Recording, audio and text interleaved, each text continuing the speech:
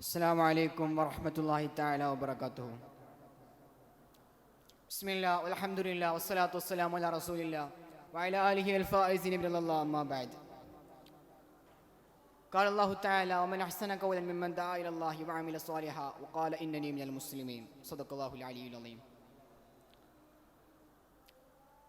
എമിറ്റിൻ്റെ ഈ വിശാലമായ ഈ വേദിയിൽ എനിക്ക് നിങ്ങളുമായി പ്രതിപാദിക്കാൻ കിട്ടിയ വിഷയം ട്രഡീഷൻ, കൾച്ചർ, ലൈഫ് വേൾഡ്, ഇസ്ലാം അഭിമാനമാണ് എന്നതാണ്. പ്രശസ്ത ചരിത്രകാരനായ യങ് സങ് ഹോ തൻ്റെ പുസ്തകമായ ദ ഗ്രേവ്സ് ഓഫ് തെരീമിൽ ലോകമെമ്പാടുമുള്ള ഹലറമി പണ്ഡിതന്മാരുടെ പര്യടനത്തെയും അവർ അതിന് ഉപരിയായി ഉണ്ടാക്കിയെടുത്ത ഒരു ആത്മീയ വ്യതിയാനത്തെയും കുറിച്ച് ചർച്ച ചെയ്യുമ്പോൾ 5 നൂറ്റാണ്ടിൻ്റെ ചർച്ചയ്ക്ക് ഇപ്പുറം അദ്ദേഹം രേഖപ്പെടുത്തുന്നുണ്ട്. ഇസ്ലാമിൻ്റെ ട്രഡീഷനെ കുറിച്ച് അദ്ദേഹം വാതോരാതെ സംസാരിക്കുന്നുണ്ട്. ത്തിൽ ഇസ്ലാം എന്ന് പറയുന്ന ഒരു മതം സംവിധാനിക്കപ്പെടുന്നത് ഡാർക്ക് ഏജ് എന്ന ചരിത്രകാരന്മാർ ഒന്നടങ്കം വിശേഷിപ്പിച്ച ഒരു കാലഘട്ടത്തിലേക്കാണ്. ഈ കാലഘട്ടത്തിനെ കുറിച്ച് പ്രശസ്ത ചരിത്രകാരൻ ഹാരിദ് അഹമ്മദ് നിസാമി പറയുന്നു, അക്കാലഘട്ടത്തിൽ അറബികൾ മുഴുവൻ തിന്മകൾ ചെയ്തും അഴിമതി ഹോബിയാക്കിയും ജീവിച്ചപ്പോൾ സ്ത്രീപീഡനം നടത്തിയ ഒരു സമൂഹത്തെ പ്രവാചകർ പരിവർത്തനം ചെയ്ത് അവരിൽ ആരെ നിങ്ങൾ പിൻപറ്റിയാലും നിങ്ങൾ സന്മാർഗം സിദ്ധിക്കുമെന്ന് പറയുന്ന ഒരു പ്രവിശാലമായ ആശയത്തെ പ്രവാചകർ ലോകത്തിന് മുമ്പിൽ സമർപ്പിക്കുന്നുണ്ട്. എഡിൻബർഗ് യൂണിവേഴ്സിറ്റി ഒരു പഠനം നടത്തിയിട്ട് അവർ പറയുന്നുണ്ട്, മെഡീവൽ വേൾഡിൽ മധ്യകാലഘട്ടത്തിൽ ലോകത്തെ ഏറ്റവും വലിയ ട്രഡീഷണലിസത്തിന് ഉദാഹരണം പ്രവാചകർ സല്ലല്ലാഹു അലൈഹി വസല്ലമയുടെ പാഠങ്ങളും ഖുർആനിന്റെ ആഖ്യാനങ്ങളുമാണെന്ന് രേഖപ്പെടുത്തുന്നുണ്ട്. യഥാർത്ഥത്തിൽ മതം എന്ന് പറയുന്നത് എന്താണ്? ഈ പദാർത്ഥപഞ്ചിതമായ ലോകത്ത് വെള്ളക്കാരൻ സമ്മാനിച്ച ഒരു മോഡേണിസത്തിന്റെ ഭാഗമായിട്ടാണ് മനുഷ്യൻ തുടരെ ഓരോ ആവശ്യങ്ങളിലേക്ക് മനുഷ്യനെ കേന്ദ്രീകരിക്കുക എന്ന് പറയുന്ന ഒരു ആശയം വെള്ളക്കാരന്റെ സംഭാവനയാണ്. അതിനെ തുടർന്നുണ്ടായ വലതുപക്ഷ തീവ്ര ക്യാപിറ്റലിസ്റ്റ് ആശയങ്ങൾക്ക് മുമ്പിലാണ് മതം പരാജയപ്പെടേണ്ടി വരുന്നത്. മതം ഒരിക്കലും പരാജയപ്പെടേണ്ടതല്ല.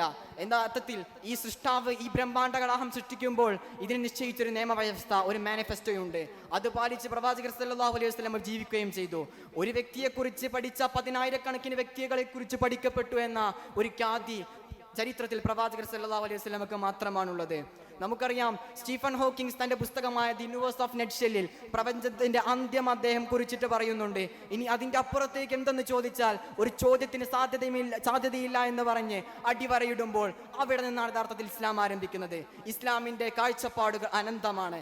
കാരണം ഇത് സൃഷ്ടിച്ചത് ഒരു പക്ഷേ ഒരു ശാസ്ത്രജ്ഞനായിരുന്നെങ്കിൽ, ഈ നിയമവ്യവസ്ഥയുടെ ഉപജ്ഞാത ഒരു ശാസ്ത്രജ്ഞനായിരുന്നെങ്കിൽ അക്കാലഘട്ടത്തിലെ ശാസ്ത്രത്തിന് അതിൽ ഒരുപാട് ഇൻഫ്ലുവൻസ് ഒരു പക്ഷേ ഉണ്ടാവുമായിരുന്നു. പക്ഷേ അല്ലാഹു സുബ്ഹാനഹു വ തആല സംവിധാനിച്ചത് ഇതൊരു നിയമവ്യവസ്ഥ. ഈ നിയമവ്യവസ്ഥ സമകാലികമാണ്, കാലിക പ്രസക്തമാണ്. ആയതുകൊണ്ട് തന്നെ ഇത് മാറ്റത്തിരുത്തുകൾക്ക് വിധേയമാകുന്നില്ല.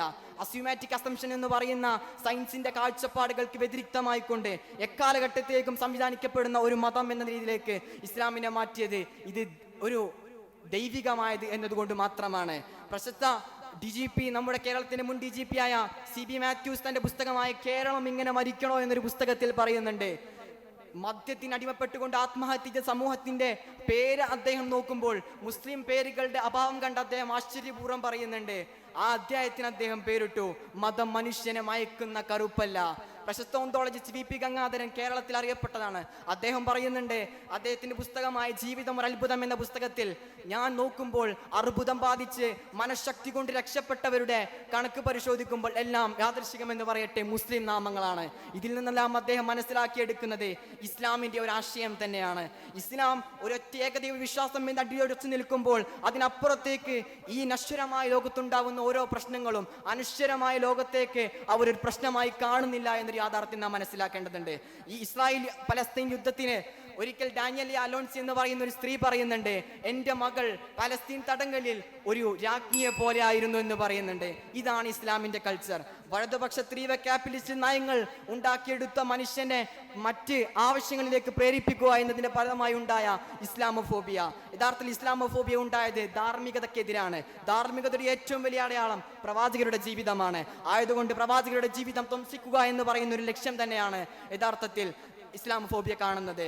കേവലം 4 അഫ്ഗാൻ, സ്വന്തം ഭാഷ പോലും സംസാരിക്കാൻ കഴിയാത്ത 4 അഫ്ഗാൻ പൗരന്മാരുണ്ടാക്കിയ വേൾഡ് ട്രേഡ് സെന്ററിന്റെ ആക്രമണം മൂലമുണ്ടായ ഈ ഒരു പ്രതിഭാസത്തിനെ തുടർന്നുണ്ടായ ഇസ്ലാമോഫോബിയ എന്നൊരു ആശയമുണ്ട്. ആ ആശയത്തിന് കീഴിൽ ഇസ്ലാമിനെ അവർ പ്രൊക്കൂസ്റ്റസിന്റെ ഗ്രീക്ക് മെത്തഡോളജിയിലെ പ്രൊക്കൂസ്റ്റസിന്റെ കട്ടിലിലൂടെയാണോ ഇവർ ഇസ്ലാമിനെ വീക്ഷിക്കുക എന്നൊരു ചോദ്യം മനസ്സിൽ ഉയർന്നു തോന്നുകയാണ്. ഇതുകൊണ്ടൊക്കെ തന്നെ ഇസ്ലാമിനെ പഠിക്കപ്പെടേണ്ടതുണ്ട്. കാലികമായൊരു മതം എന്ന് പറയാൻ പറ്റുന്ന ഒരു മതം ഇസ്ലാം മാത്രമാണ് എന്ന് മാത്രം പറഞ്ഞുകൊണ്ട് വാഹിറു ദഅ്വാനാ അൽഹംദുലില്ലാഹി റബ്ബിൽ ആലമീൻ. അസ്സലാമു അലൈക്കും വറഹ്മത്തുള്ളാഹി തആല വബറകാതുഹു.